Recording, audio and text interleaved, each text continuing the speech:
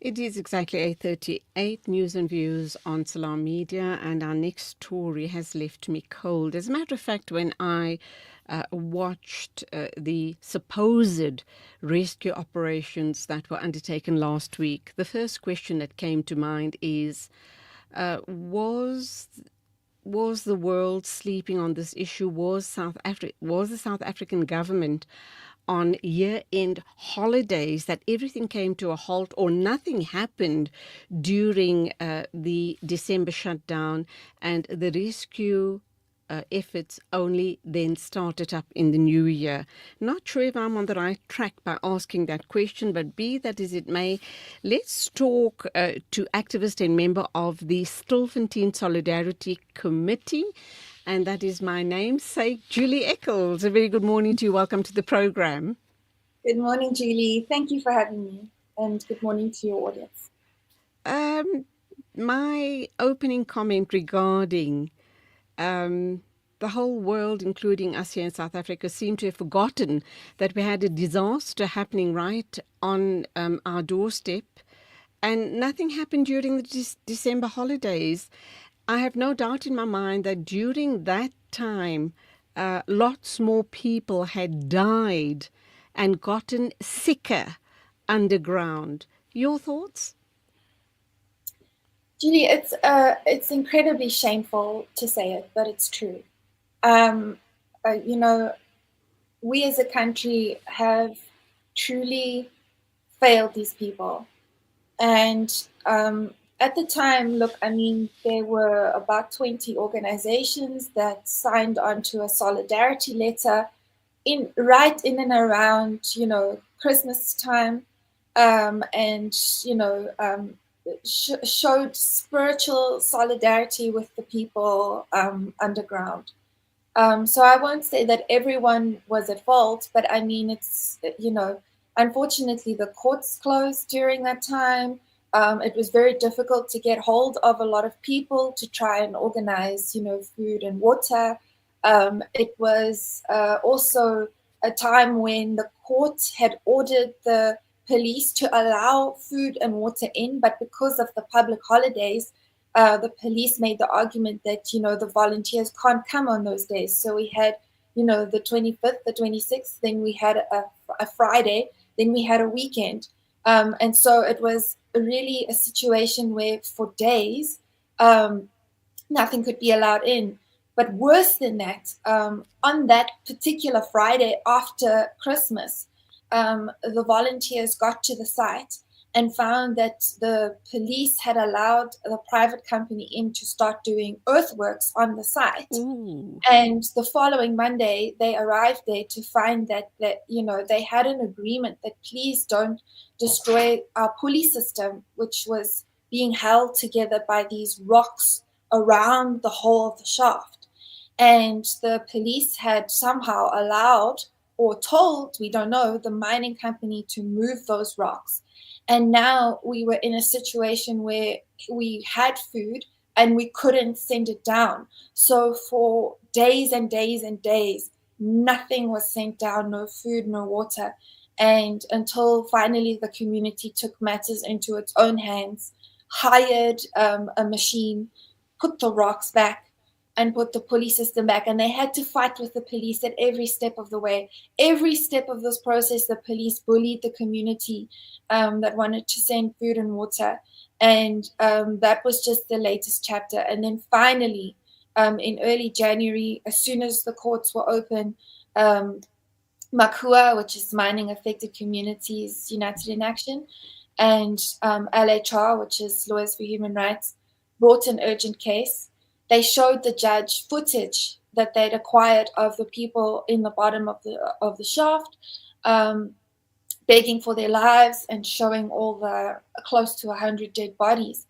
And when the judge saw that, she said, "Are we crazy? We have to put a rescue in place now." So that is what happened over the festive season. And you're correct to say that during that time, I think we lost a lot of lives. And, the people who survived are still sick because of that. Obviously 2, 3, 4 months of starvation, is also to blame. But that was an incredibly, incredibly dangerous and difficult time for the victims of this. So, Julie, when I put the question to you, it wasn't a reflection on your organization or the other human rights organizations that have worked tirelessly and are still working to try and, as we know, this massacre is still unfolding as you and I speak. So we do know that you guys have done an exemplary job and continue doing what you're doing. Um, just to give context to the story, let's understand how we got here.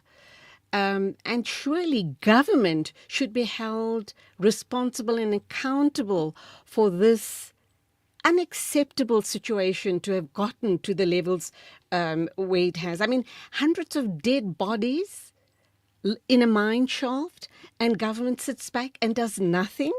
And it's up to organizations like yourself and communities and human rights organizations, like you've indicated, to come to the rescue of these people. Already they are and were an exploited people, and by us having failed them, they were further stripped of their dignity and their human rights. Thank you, Julie, for framing it that way, because unfortunately, what we see a lot in the public and what we've been seeing is that these people are illegal. I mean, what does that mean? Who is illegal? How can a person be illegal? It's just pure xenophobia and hatred. Um, it's as if these miners who live their lives underground, digging and doing work that none of us would want to do, dangerous, horrible work in a damp, humid conditions underground. It's as if they are having fun and enjoying themselves doing that. And they are the scapegoats of every problem in society all of a sudden. So, I understand to some extent, because we're all deeply affected by crime. Crime is a huge problem in our communities. But the criminals are not the people underground. They're not the people who are digging. They're the syndicates above ground. And they're wealthy middlemen, henchmen of the people who are trading this product. And a lot of them are suit and tie mine owners and private security owners.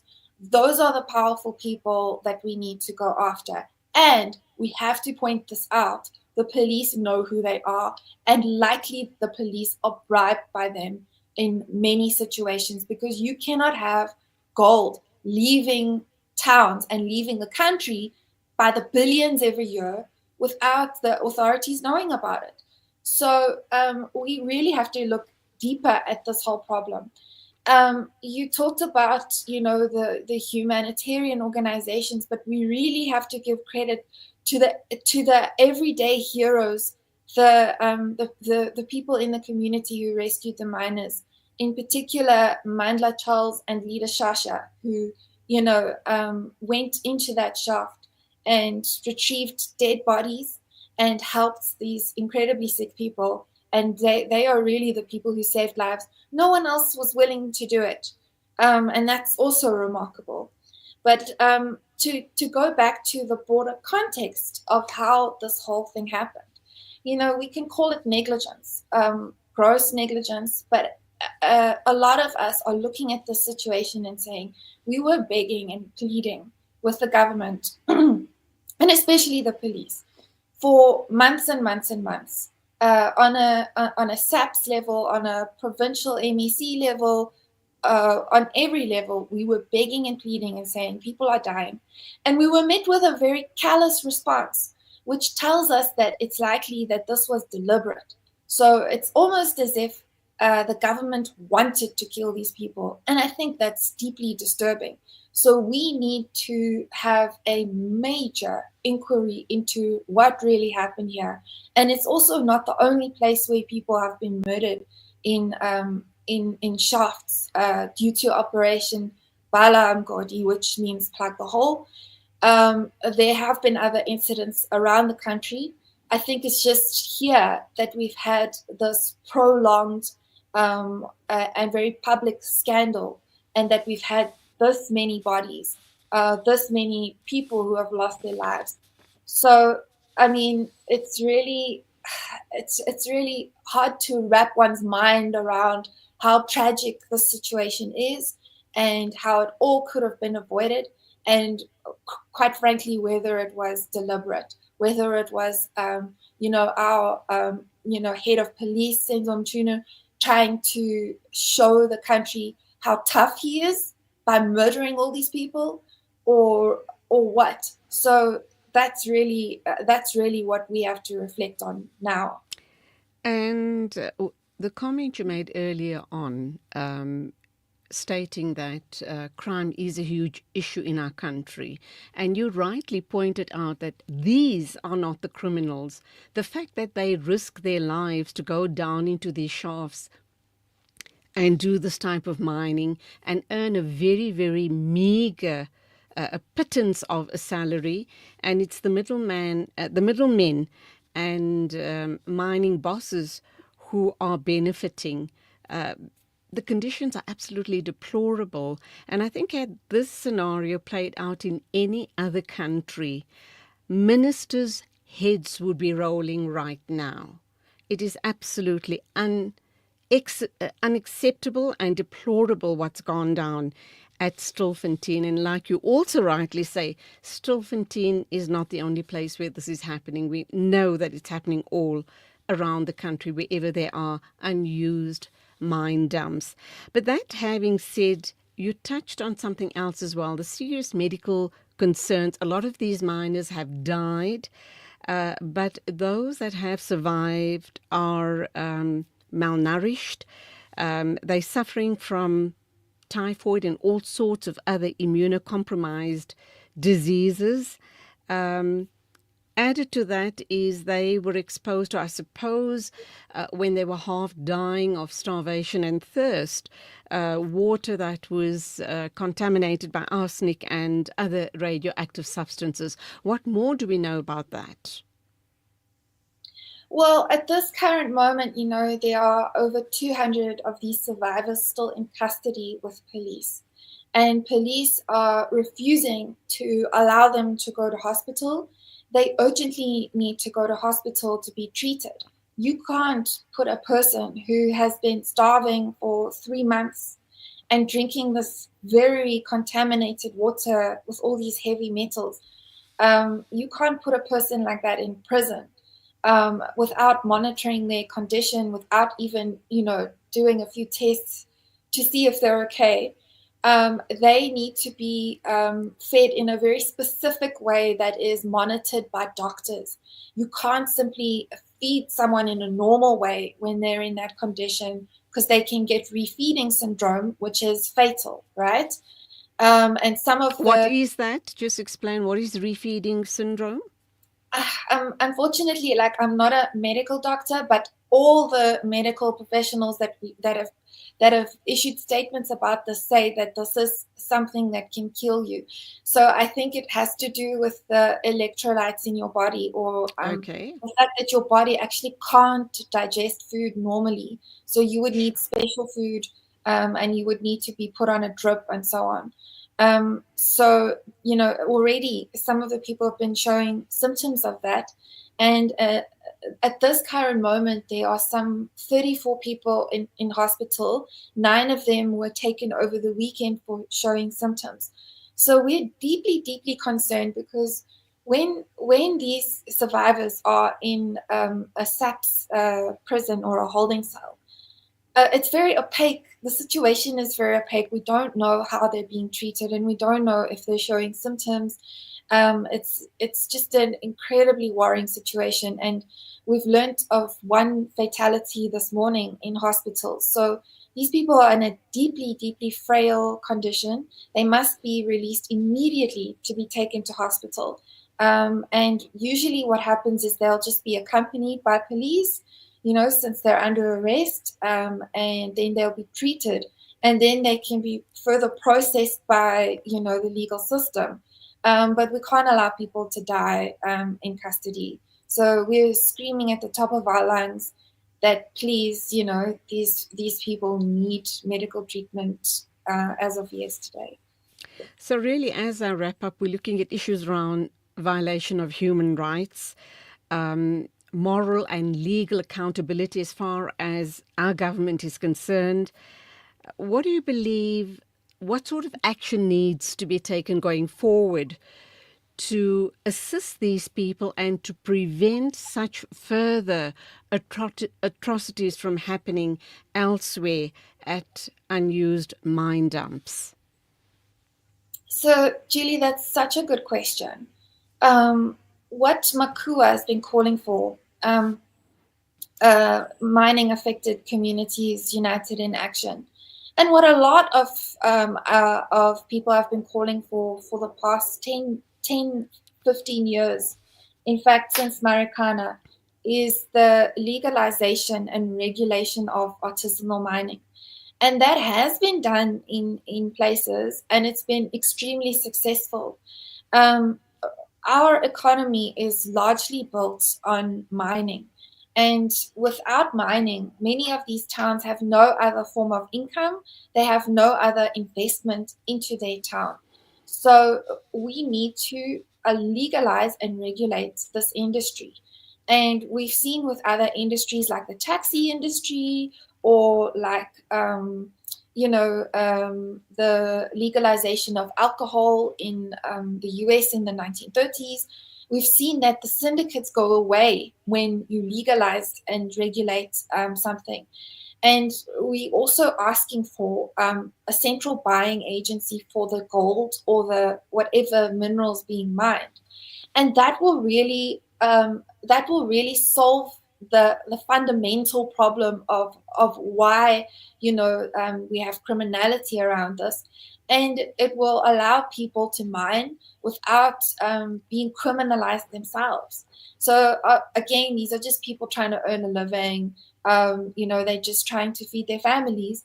So really, in the long run, and it's quite urgent actually. That's what needs to happen. We can't solve every problem by sending police, because police are just there to investigate and make arrests. They're not supposed to be sent in when there's a socioeconomic problem at hand. They don't have the expertise, and they don't have the skills to solve a problem, because they solve problems using force. So that's what we're calling for. It should have been done like long before this whole Operation Balampodi. But going forward, that is really the humane and the sensible solution to this whole problem. We salute you, Julie Ecceles, and of course the Stilfontein Solidarity Committee and other people that have been so involved in trying to help these miners. I'm just trying to think, in terms of the current situation, how long do you think the operation will continue to get all of the miners out of the shaft, get them to hospitals, and then whatever happens, hopefully will take its natural course? Once that is done, is that shaft going to be shut down? Because if not, we're going to have the same situation replaying itself in a couple of months' time. Yeah, Julie. So the last week Wednesday concluded the rescue of the people out of the shaft. After that, unfortunately, there was still a lot of human remains, and those were sort of in places that were not reachable by the two volunteers that rescued everyone.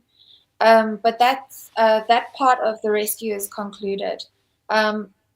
So at this stage, we don't believe that there's anyone left alive in that shaft. It's now more about, like we said, trying to get people out of the jail. But going forward, I mean, this is a very good question, because these shafts should have been closed properly. And when we say properly, it means that you close the shaft and rehabilitate the whole area. and close it in such a way that it can't be accessed anymore, and provide other forms of livelihoods for the community. That's what we really mean by closing a shaft, right? And what the mine companies do, sorry for taking a little bit more of your time, but Not at all. what they do is 2 years before they see that it's time to close a mine, that it's no longer profitable for them, they will sell it to like a shell company. So they'll sell it to a different company, and then they'll shift all their assets out of that company. And that company, it's almost like it's their job to fail to close that mine. And then none of the responsibility lies with the company that got all the profit. So there's something very rotten going on with the failure to do Absolutely. proper closures. And so I personally suspect that they won't be closing those mines properly, and they'll be waiting for people to come back and do that kind of work again because they have no alternative, and then they'll be terrorizing them again. So, unfortunately, because this is very profitable for some people at the top, uh, you know, um, I don't foresee that they're going to be actually doing anything about the broader situation. But yeah, again, we just call for the sensible thing. Um, What a crying shame that the corrupt rich get richer and the poor people continue to be exploited. But Stilfontein Solidarity Committee and other such organizations, Julie Eccles, we salute you and keep up the amazing work. Thank you indeed for being on the show this morning. no, thank you very much for having me, and take care. It is exactly 9 o'clock. News and Views moving along. A reminder that this hour of News and Views is sponsored by Africa Muslims Agency. Africa Muslims Agency is a beacon of hope to communities for over 35 years in Africa and beyond.